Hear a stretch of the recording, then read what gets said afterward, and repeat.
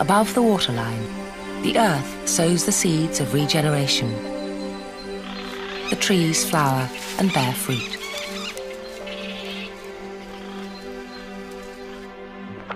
Most tropical species rely on birds or mammals to spread their successors. Here in the flooded forest, the trees ally themselves with a motley force.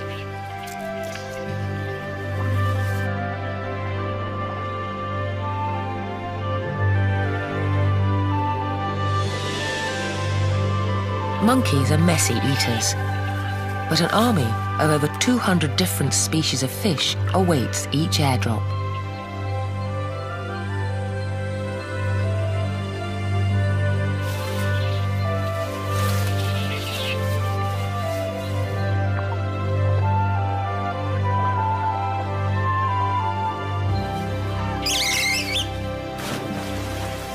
They digest the fleshy parts of the fruit, but the seeds pass through their gut unharmed. When they emerge at the other end, the fish may be kilometers away from the parent trees. Both benefit from the alliance. The fish feed, and the trees disperse their seeds more widely.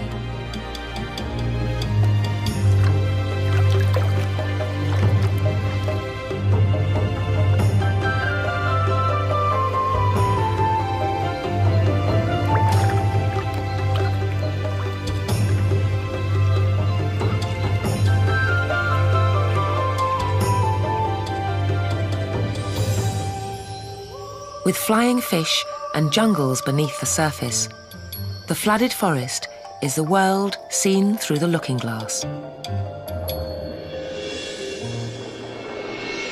Here, the aquatic and terrestrial worlds coexist. In this contrary wonderland of strange inversions and bizarre reflections, the characters inhabit a world where water and land are both at war and in perfect harmony.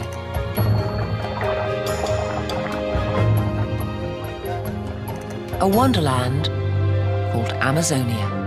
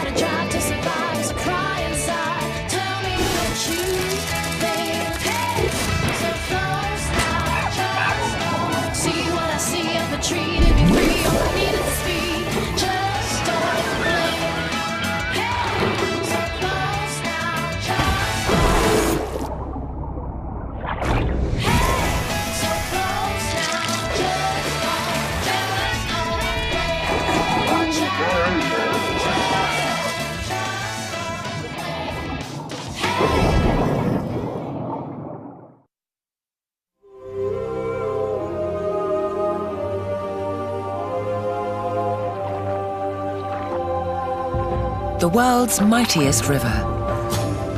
A home to the bizarre and the beautiful. An inland ocean that teems with life.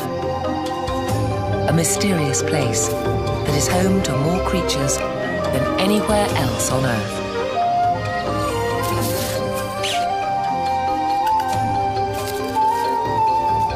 Under this endless canopy, the epic story of life and death continues to unfold with each new discovery. Welcome to Amazonia.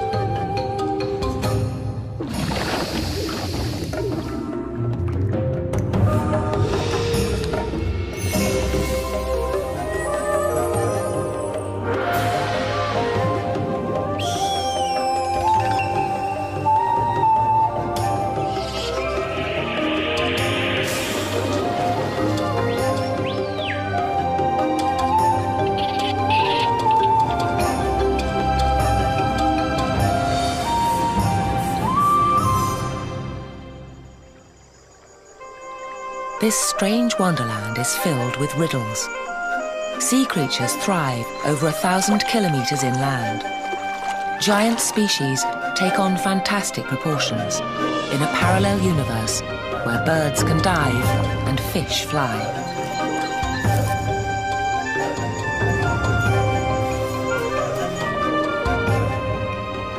Deserts stretch beneath water.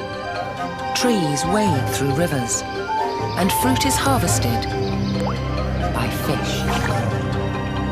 Normal is turned inside out through the looking glass of Amazonia's water worlds.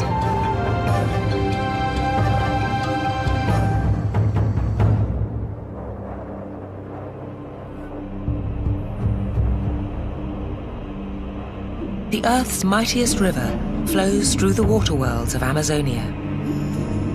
Thousands of years ago, the Amazon flowed west to the Pacific. Now, it pours east, at least 10 times more powerful than the mighty Mississippi.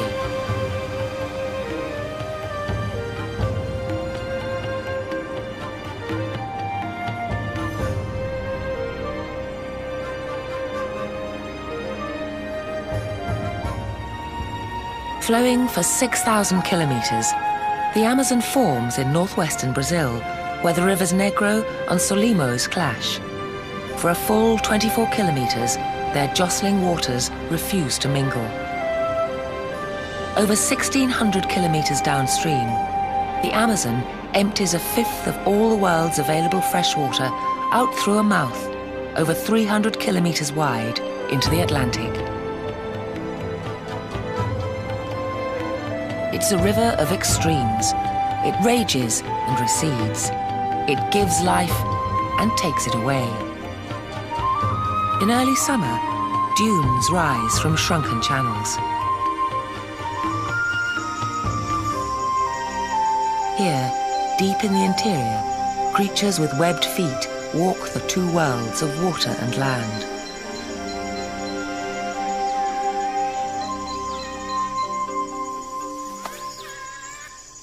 Giant otters.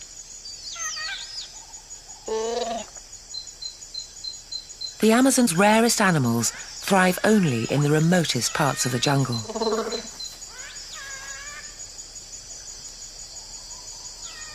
At almost 2 meters long, these giants weigh over 3 times more than other river otters and maintain their size by eating up to 4 kilos of food each day.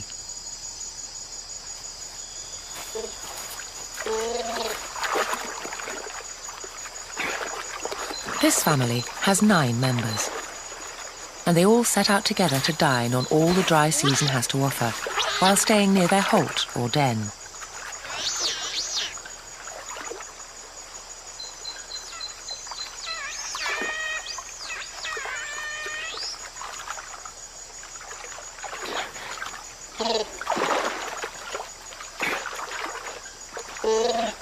The family pause to survey their hunting grounds.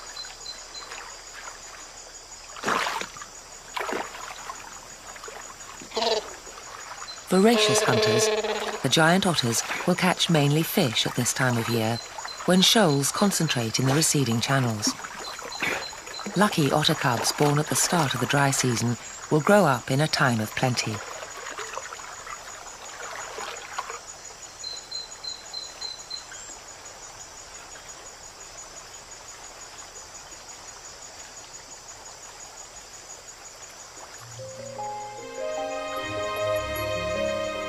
An astonishing variety of fish fill these waters.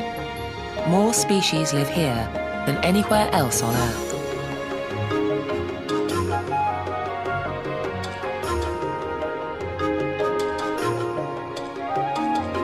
Scientists estimate that hundreds more are still to be discovered.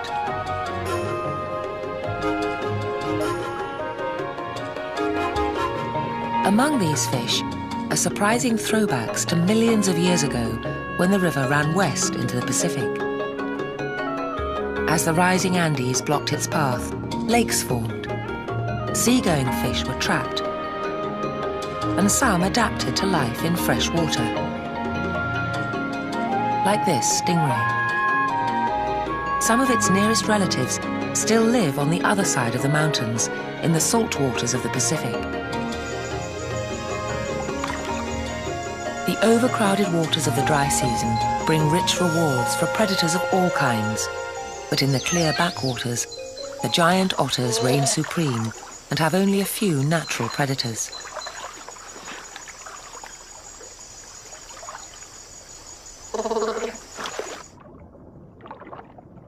They hunt by sight.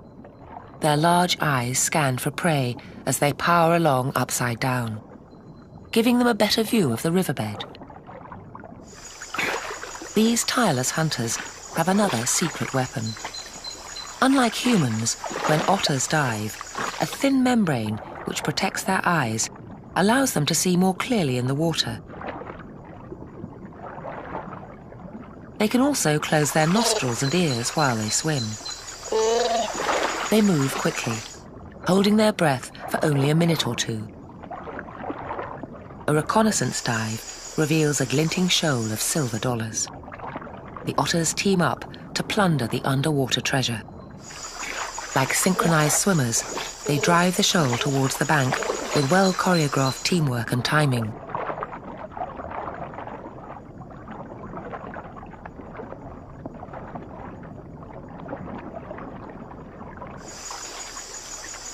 These water wolves hunt as a pack. Panicking the fish, the otters herd them into shallower water.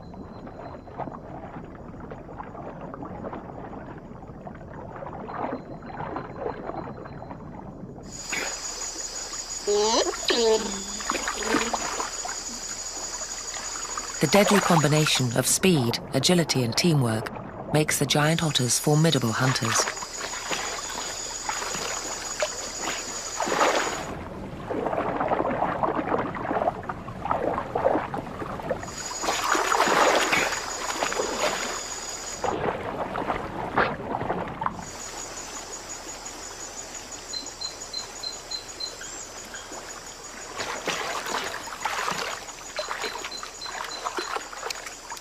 Like specialized work gloves, their webbed paws and powerful claws help them snare giant prey.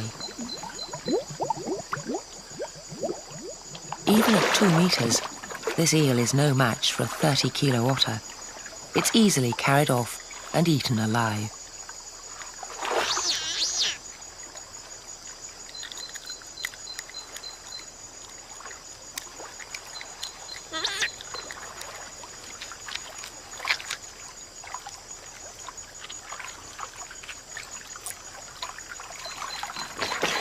Although the family hunts as a pack, each member catches its own prey, unless it can beg or steal it from someone else.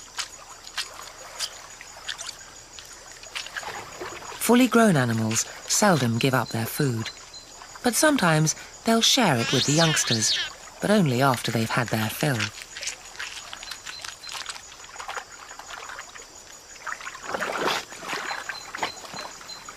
During times of plenty, everyone eventually eats, so for now, the cubs must wait.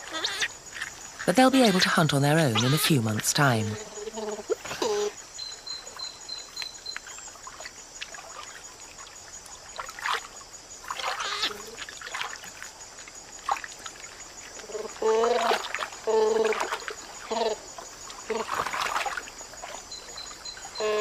With their stomachs full, they adjourn to their favourite spot to rest and socialise.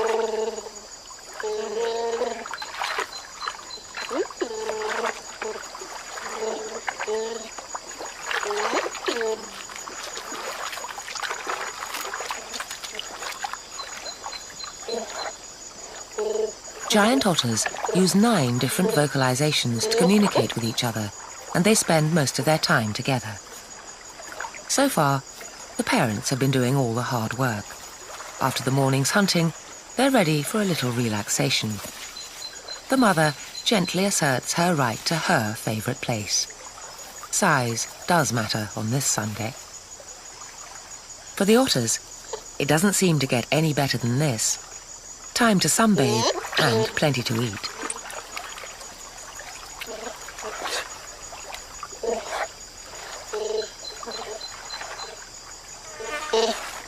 In the months to come, neither the living nor the fishing will be as easy.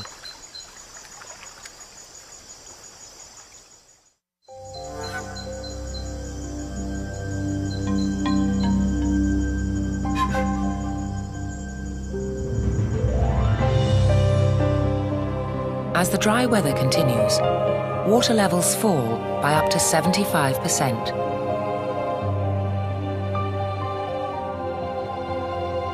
Sandbanks sever tributaries. Predators feast on the fleeting bounty.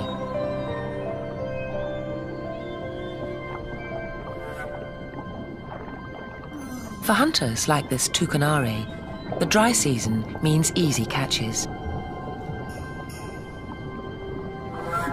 The shoals can swim, but they cannot hide.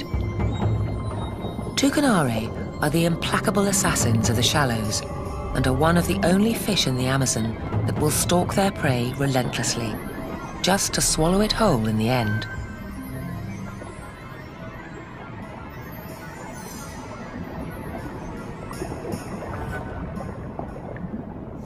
It's not just the fish that take advantage of the easy targets. Normally a patient stalker of individual fish, the hesitant heron is distracted by the thrashing fish below.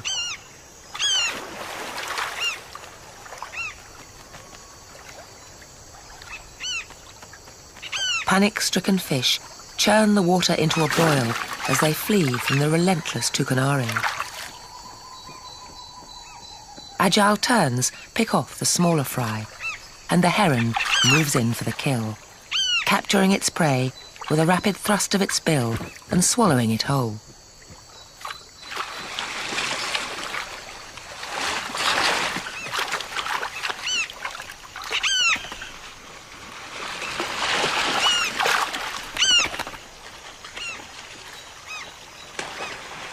With so much to choose from, the muddled heron is overwhelmed.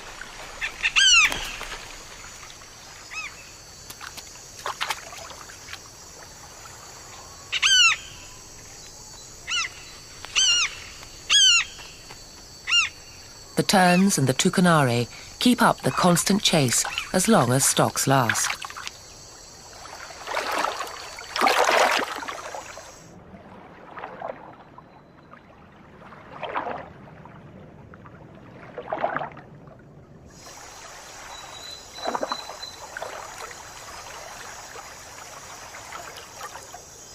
There are almost as many different ways of hunting as there are hunters.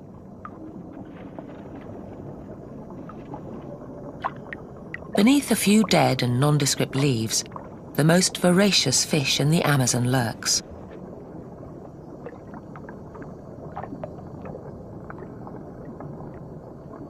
The technique is simple. It hasn't varied for millions of years.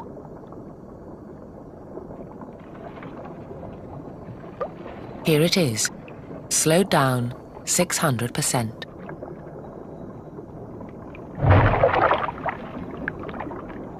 A lightning strike.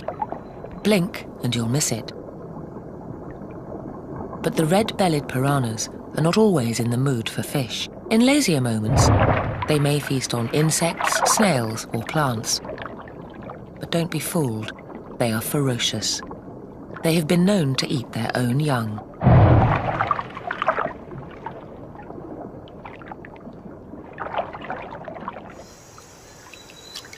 The heron hunts alone. Above the water or below it, predators that hunt by stealth cannot tolerate competition. Despite its indecision, the heron is no exception. It can't afford to have another bird frightening off its fish.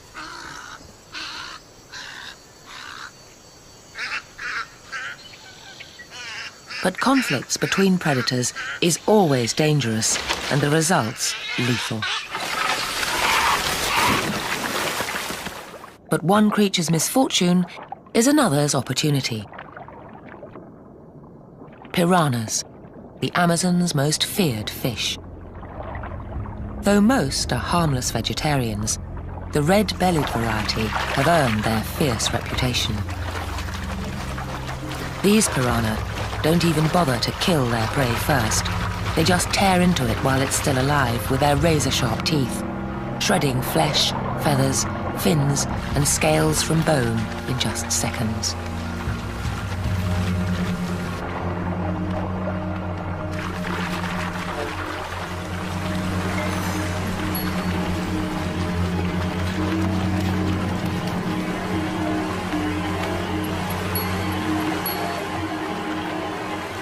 The now placid surface conceals the killing fields below.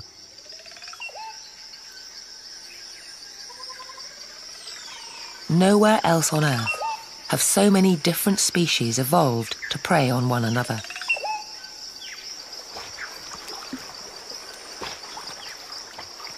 Every bit as deadly as the piranhas, but with a somewhat different reputation, are those clever carnivores, the river dolphins.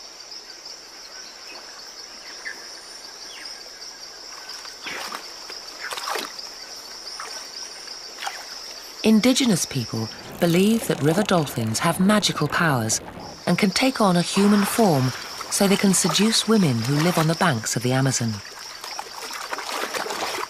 These tucuxi, or grey dolphins, live in groups of up to 9 individuals. They are highly intelligent, gregarious, and superb hunters. The ebb and flow of the floodwaters determines the tucuxi's movements.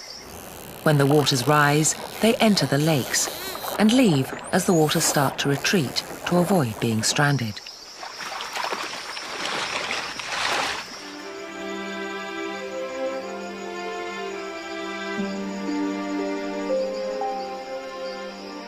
Nearby, the giant otters wait in growing agitation.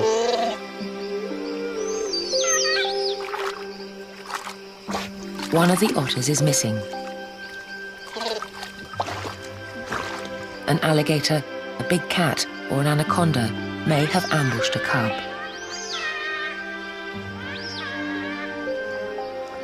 Finally, there's a reply.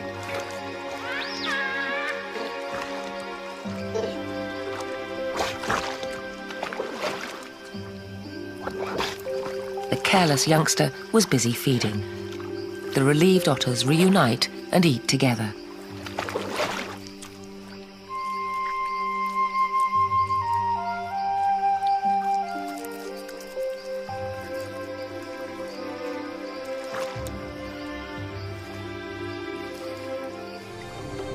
This lake has been their home for the past 2 months, but it's disappearing fast. The search for food becomes more desperate.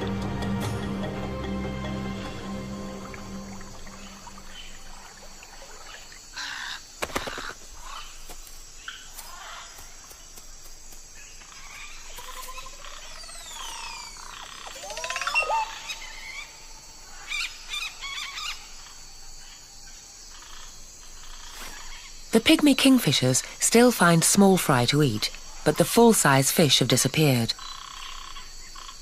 The once plentiful waters are now barren.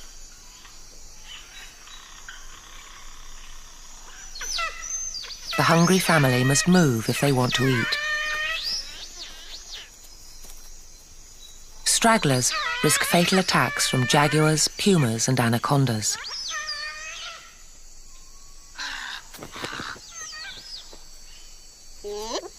Even back in the water, they're still not entirely safe.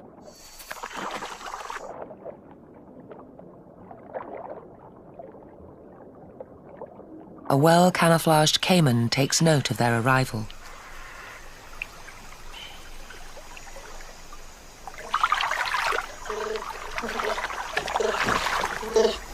This new lake provides fresh opportunities for the hungry family.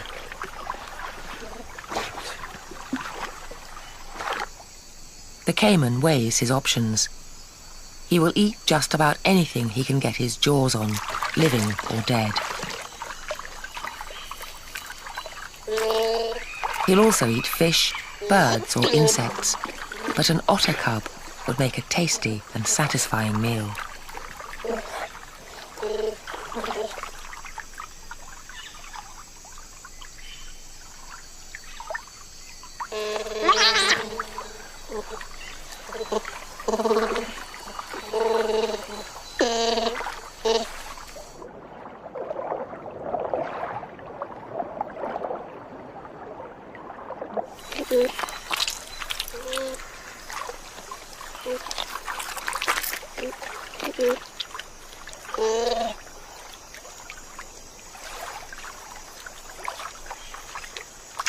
The new hunting grounds soon pay dividends, and the otters eat and play carelessly. The otter's latest catch consumes their attention. Their shouts and calls drown out the sounds of the approaching caiman.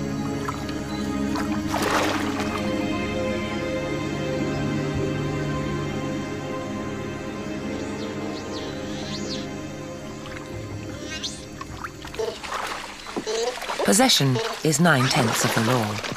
A persistent cub who begs a meal from a parent still has to protect his prize from the others.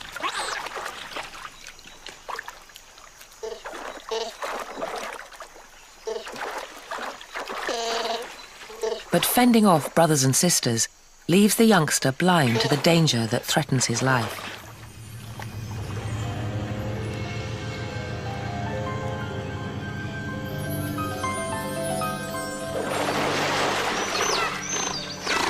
This time, the 2-meter caiman fails. But some caimans can grow up to 6 meters in length. Then, the outcome would be very different.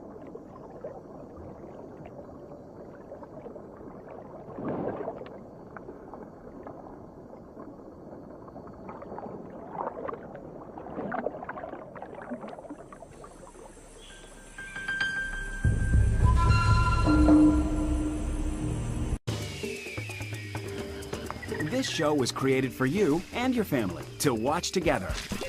Welcome to Nat Geo Wild.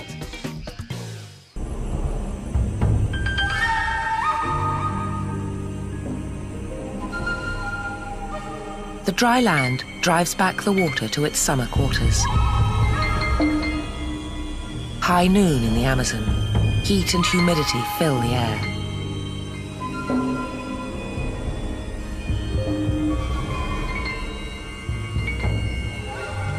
In the heat, animals pant, look for salt, or make for the shade.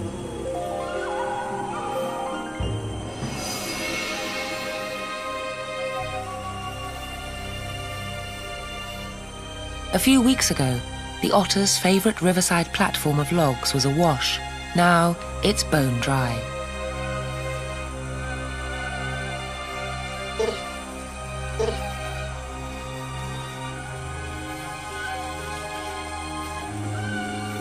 Some like the heat, but not if you're wrapped in fur. Annoying botflies, ticks and mosquitoes plague the otters. The fish-filled shallows of the early dry season have vanished in the oppressive heat of late summer. In the deeper waters of the main channel, another of the survivors from Amazonia's oceanic past is feeling the pressure of the long, dry season. The manatee, Amazonia's largest mammal, weighs in at over 450 kilos and reaches almost 5 meters in length. They're primarily vegetarians, but in the dry season, there are only a few aquatic plants left to eat.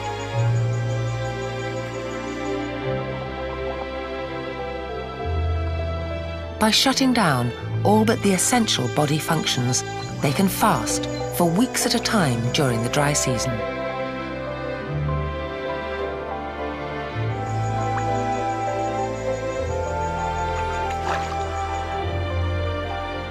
The manatees bob slowly up and down, take breaths, and wait patiently for the tide to turn in the tug of war between land and water.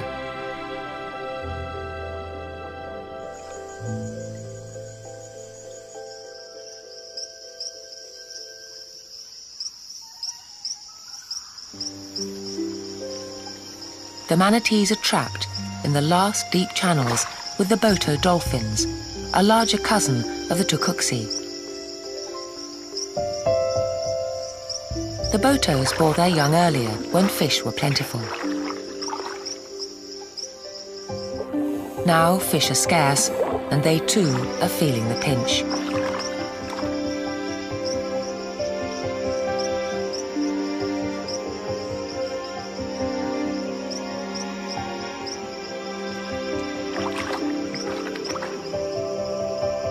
Like all mammals, dolphins suckle their young.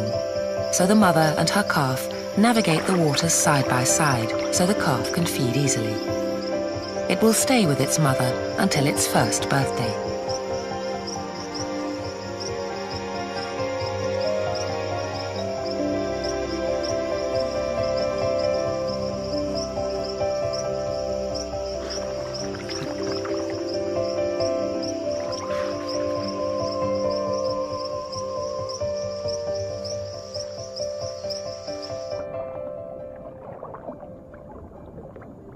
Each creature finds its own way to survive in these trying waters.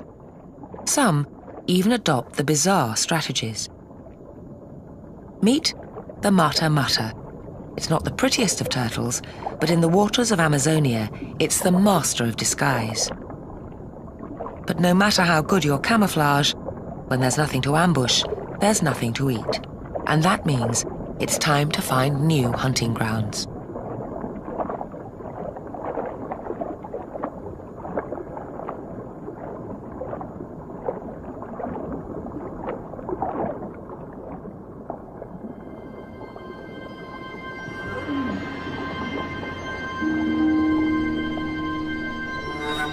The killer tucanare have new business to attend to.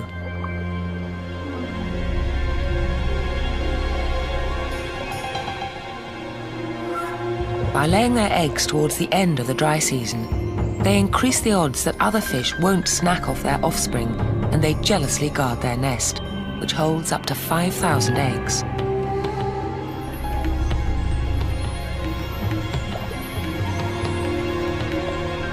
Their touching display of parental concern will be short-lived. The fry are just as likely to be eaten by their parents as by anything else. Tucanare are cannibals, and only 1% of their offspring will survive into adulthood. The chocolate cichlid, in contrast, seems to take a longer-term view and shepherds its tiny hatchlings to protect them from the many dangers of these risk-filled waters.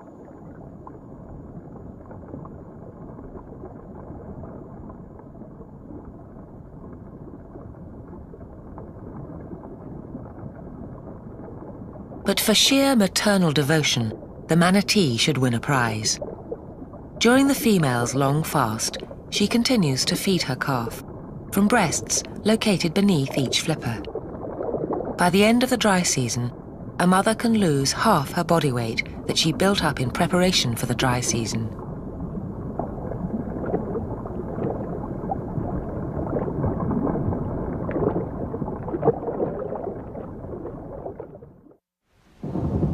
The manatee's long wait is almost over. The rains return, and water gains dominion over the land. The Amazon stretches its mighty arms to embrace the earth once again.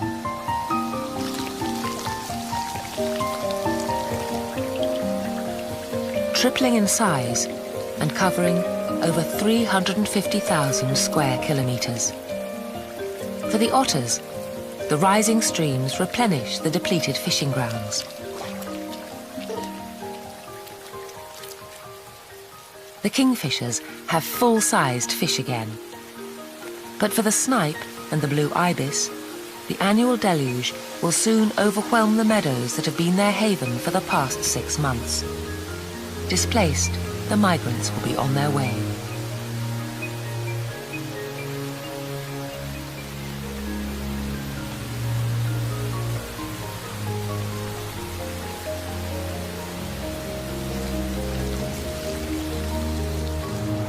Over 3,000 kilometers to the west in the Andes, the seasonal snowmelt creates a force 12 times more powerful than the Mississippi.